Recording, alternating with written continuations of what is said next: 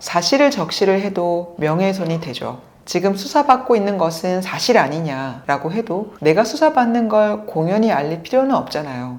명예훼손 자체는 폭넓게 인정이 되고 다만 나중에 언급할 공공의 이익이라는 것 때문에 언론사의 활동이 보장이 되는 겁니다.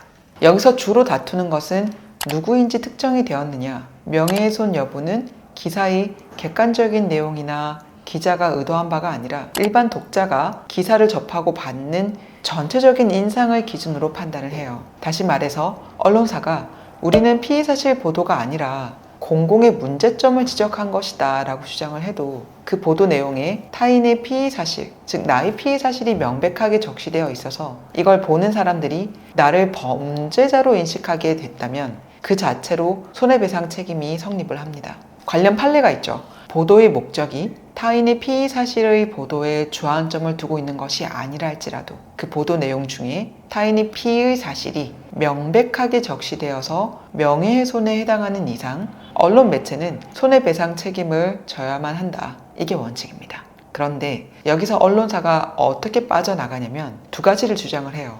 첫째, 그 목적이 오로지 공공의 이익을 위한 것이었다. 둘째, 우리는 충분한 취재 활동을 했고 그래서 그게 진실인 줄 알았다. 이 두 가지가 모두 충족이 되면 언론사가 손해배상 책임을 지지 않습니다. 관련 판례를 읽어드릴게요. 민사상으로 타인의 명예를 훼손하는 행위를 한 경우에도 그것이 공공의 이해에 관한 사항으로 그 목적이 오로지 공공의 이익을 위한 것인데에는 진실한 사실이라는 증명이 있으면 그 행위의 위법이 없고 또한 그 증명이 없더라도 행위자가 그것을 진실이라고 믿을 만한 상당한 이유가 있는 경우에는 위법성이 없다고 본다.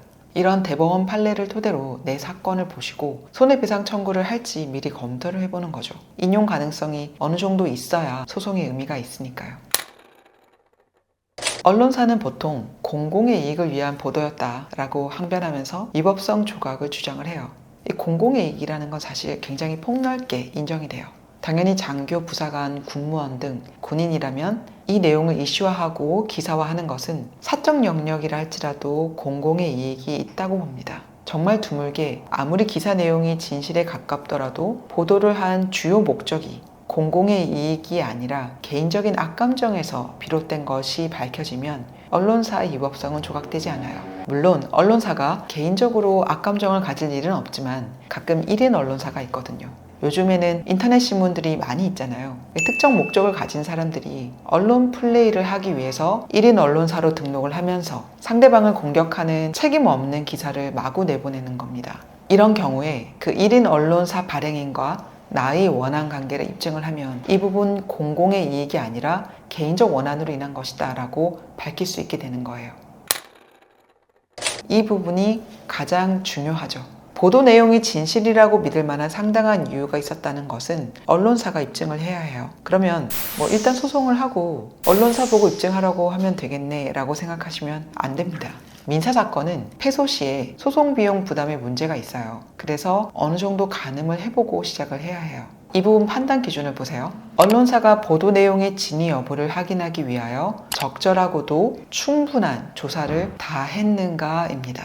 물론 이건 하나하나의 사건마다 검토를 해야 하는 부분이긴 해요. 그런데 요즘에 인터넷 신문이 활성화되면서 어떤 경우가 있냐면 다른 신문사의 기사 내용을 기자님들이 그대로 따라 쓰는 경우가 많죠. 판례에 따르면 단순히 타 신문사의 기사 내용을 보고 기사를 작성한 것은 보도 내용의 진실 여부를 확인하기 위해 충분한 조사를 다 했다고 보지 않습니다. 즉 적극적인 취재활동 없이 간접적인 자료에만 의존했다면 언론사의 위법성은 조각될 수가 없죠. 손해배상 책임이 있습니다. 언론사는 취재원을 안 밝히잖아요.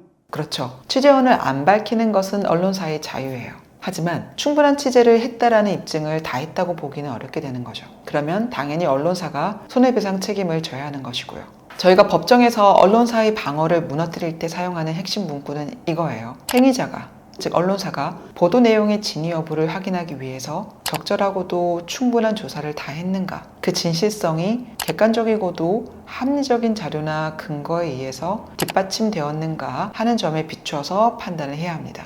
하지만 특단의 사정이 없는 한 신문사 기자가 다른 신문 기사 내용과 구속영장 사본만 열람한 것만으로는 필요한 취재를 다한 것이라고 볼 수 없다. 저는 여러분들이 적극적으로 언론사를 상대로 손해배상 청구를 했으면 좋겠어요. 대부분의 공직자들은, 특히 군인이나 군무원 분들은 이런 억울한 보도를 당하면 빨리 잊혀지고 싶다, 더 이상 신경 쓰고 싶지 않다 라고 소송을 포기하시는 경우가 많아요. 하지만 적극적으로 소송을 제기하고 언론사의 무책임한 보도에 대해서 법적 책임을 묻지 않는다면 언론은 계속해서 무책임한 기사를 내보낼 거예요. 여러분들이 용기를 내서 권리를 찾으시는 것은 단순히 개인의 명예를 회복하는 것을 넘어서 우리 사회 전체의 언론 환경을 더욱 책임감 있게 만드는 공적인 역할을 하시는 겁니다.